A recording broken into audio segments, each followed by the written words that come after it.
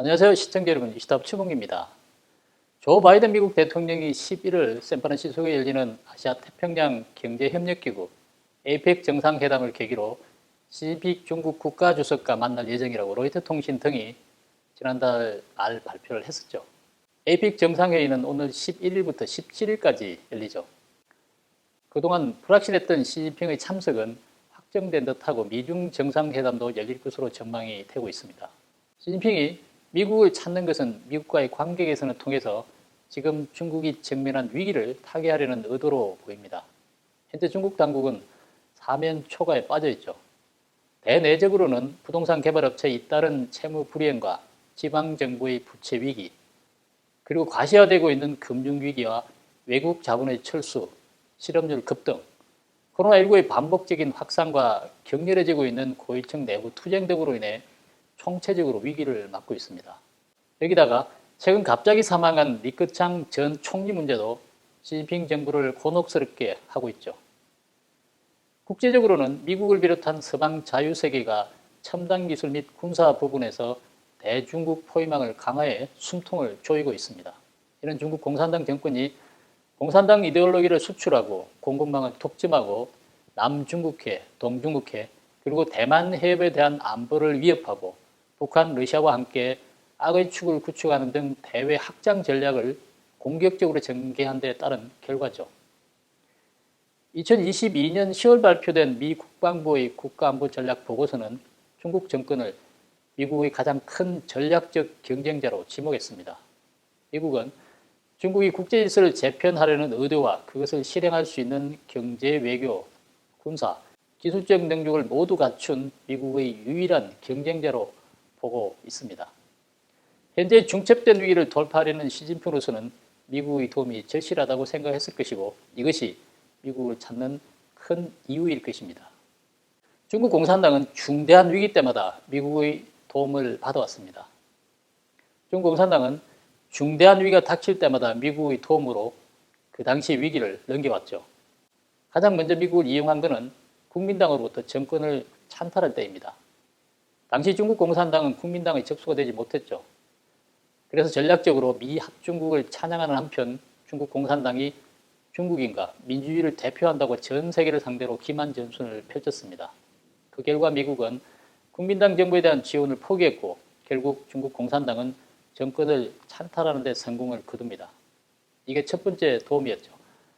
그러나 정권을 탈취한 중국 공산당은 자신을 도와준 미국을 적대시하면서 미중 관계는 급속하게 악화되기 시작했습니다.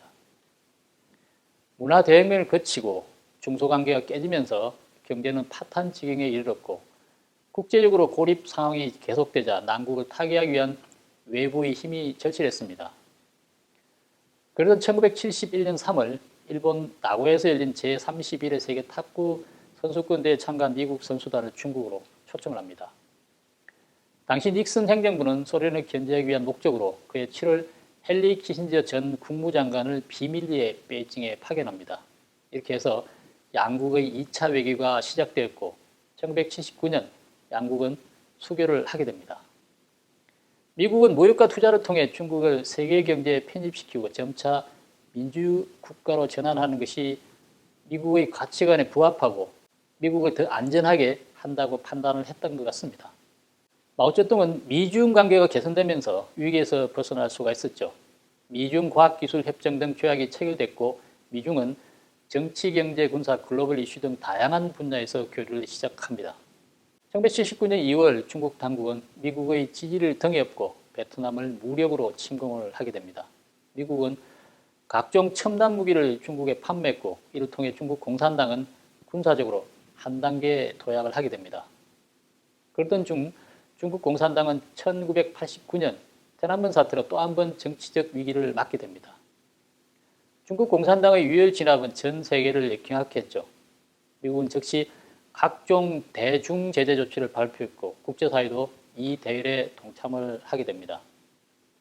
중국 공산당은 내부적으로 민심을 잃고 외부적으로 고립되면서 또다시 정치적 위기를 겪게 됩니다. 그러나 이번에도 미국이 나서서 도와주죠.天安문 사태 직후 조지 부시 당시 대통령이 베이징에 특사를 보내면서 중국과의 관계가 점차 회복되면서 중국 공산당은 연명을 할 수 있게 됩니다. 당시 부시 대통령의 이런 행보는 미국의 대중 외교의 중대한 실책으로 평가를 받기도 합니다.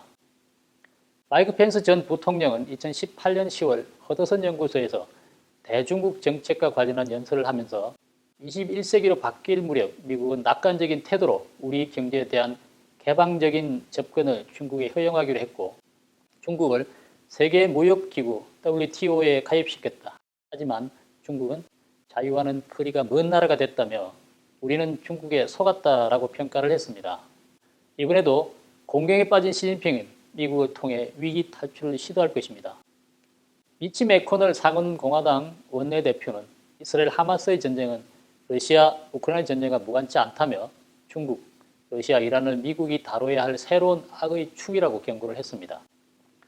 러시아 우크라이나 전쟁 발발 이후 중국 당국은 무기를 러시아에 공급해왔죠. 그리고 이스라엘과 하마스의 전쟁 배후로 이란과 중국이 거론되고 있습니다. 매코널 의장은 이스라엘 하마스 전쟁에서 중국 당국이 취하는 입장에 대해 우리는 그들이 어느 편에 서 있는지 알고 있다며 우리는 그것을 세계적인 문제로 간주해야 한다고 주장을 했고 에포크타임스 평론가는 이러한 상황에서 미국이 중국을 지지해 주기를 기대하고 미국이 계속 중국 공산당을 연명해 줄 것을 기대하는 것은 비현실적이라고 밝혔습니다. 시진핑이 바이든을 만날 때 과연 어떤 카드를 내놓을까요?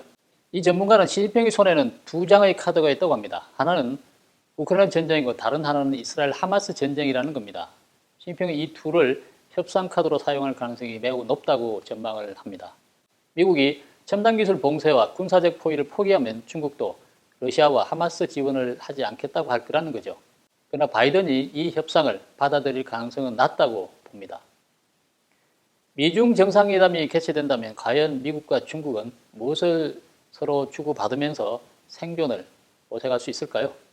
오늘 방송은 여기서 마치도록 하겠습니다. 감사합니다.